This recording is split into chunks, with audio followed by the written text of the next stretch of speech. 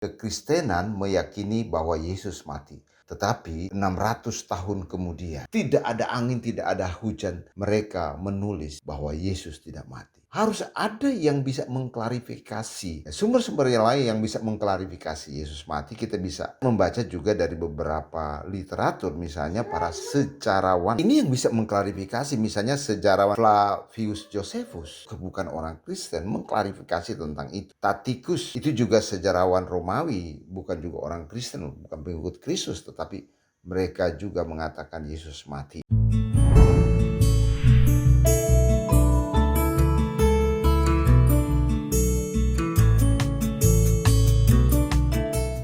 Masih dalam pengenalan akan Yesus Kristus sebagai Tuhan dan Juru Selamat.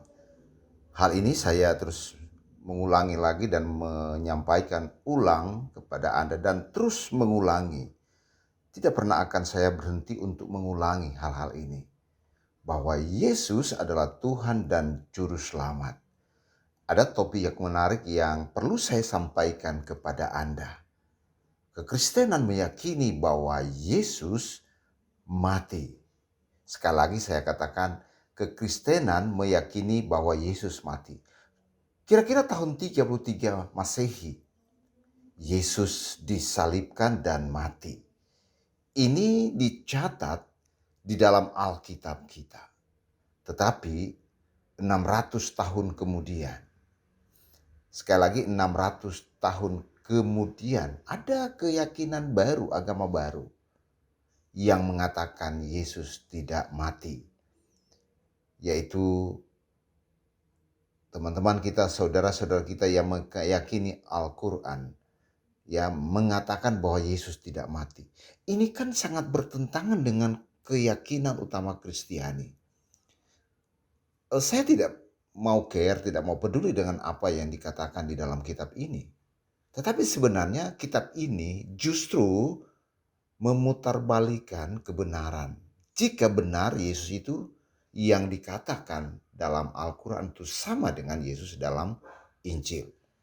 Kalau kita lihat di dalam kitabnya mereka ya, orang-orang Muslim ya, Islam, dalam Al-Quran ada ayat-ayat yang mengatakan bahwa Yesus tidak mati. Yesus dalam hal ini dikatakan sebagai Nabi Isa. Saya akan bacakan bagi Anda. Dan karena ucapan mereka, sesungguhnya kami telah membunuh Al-Masih, Isa putra Maryam, Rasul Allah. Padahal mereka tidak membunuhnya dan tidak dalam kurung pula, tutup kurung, menyalibnya, tetapi dalam kurung yang mereka bunuh ialah tutup kurung orang yang diserupakan dengan Isa bagi mereka.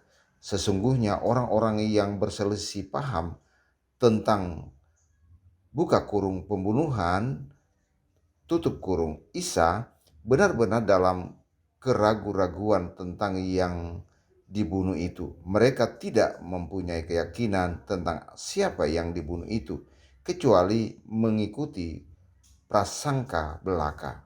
Mereka tidak buka kurung pula, tutup kurung, yakni bahwa yang mereka bunuh itu adalah Isa. Jadi teman-teman, ayat ini menjadi topik perdebatan dan interpretasi yang luas di kalangan ulama, juga cendekiawan Muslim. Dan mereka juga ada yang berpendapat bahwa memang benar Isa dibunuh, bahwa juga ada Isa tidak dibunuh. Ini yang dari kalangan mereka juga terjadi perdebatan. Yang menjadi persoalan ialah kenapa ayat ini mengemuka 600 tahun kemudian, ya, ketika Injil dengan jelas mengatakan Yesus dibunuh. Ya. Kalau kita baca di dalam Injil Matius pasal yang ke-27 ayat 45 sampai 56, kita akan bisa melihat bagaimana peristiwa kematian Yesus. Saya akan bacakan buat Anda. Mulai dari jam 12 kegelapan meliputi seluruh daerah itu sampai jam 3. Kira-kira jam 3 berserulah Yesus dengan suara nyaring, Eli, Eli lama sabachthani. Artinya, Allahku, Allahku, mengapa engkau meninggalkan aku? Mendengar itu beberapa orang yang berdiri di situ berkata, ia memanggil Elia. Dan segeralah datang seorang dari mereka, ia mengambil bunga karang, mencelupkannya ke dalam anggur asam, lalu mencucukkannya pada sebatang bulu dan memberi Yesus minum. Tetapi orang-orang lain berkata, "Jangan, baiklah kita lihat apakah Elia datang untuk menyelamatkan dia." Yesus berseru pula dengan suara nyaring lalu berseru, menyerahkan nyawanya. Dan lihatlah, tabir bait Allah terbelah dua dari atas sampai ke bawah, dan terjadilah gempa bumi, dan bukit-bukit batu terbelah, dan kuburan-kuburan terbuka, dan banyak orang kudus yang telah meninggal bangkit.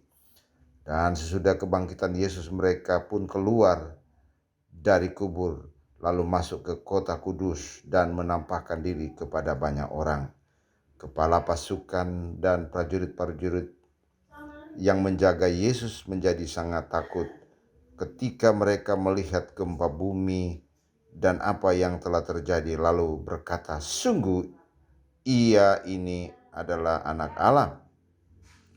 Dan ada suatu dan ada di situ satu dan ada di situ banyak perempuan yang melihat dari jauh, yaitu perempuan-perempuan yang mengikuti Yesus dari Galilea untuk melayani dia.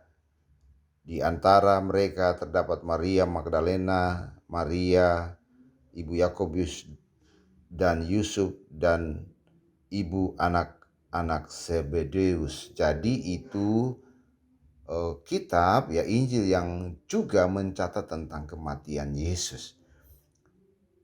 Injil ini dicatat kira-kira tahun 60 Masehi. Ya, waktu itu sangat berdekat, 60 sampai 70 Masehi. Waktu yang sangat berdekatan dengan kematian Yesus tahun 33 Masehi. Artinya ada selisih kira-kira 30 tahun. Dan saksi-saksi hidup yang masih ada. Para rasul masih ada. Mereka mencatat kitab ini. Dan dokumen asli telah ditemukan. Ya, bahwa Yesus mati.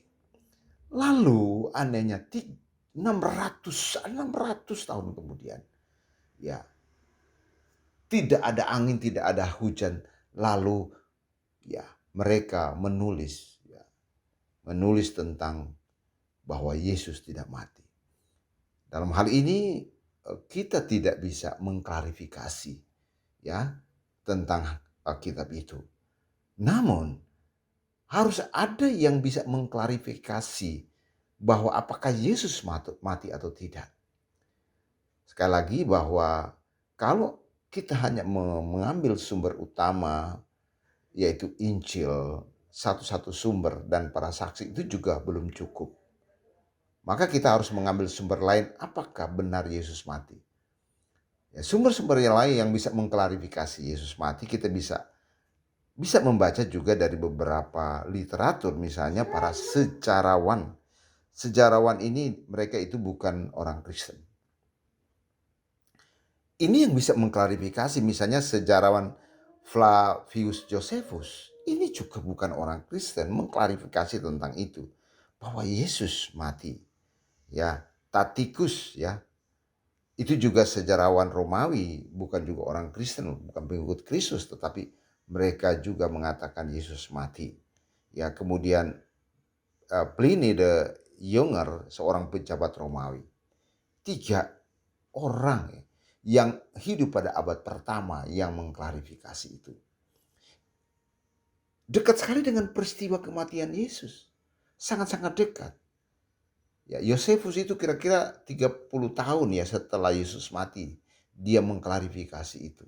Catatan-catatan itu. Sangat dekat sekali. Artinya bahwa para sejarawan ini mencatat sejarah tentang kematian sosok yang diagungkan pengikutnya.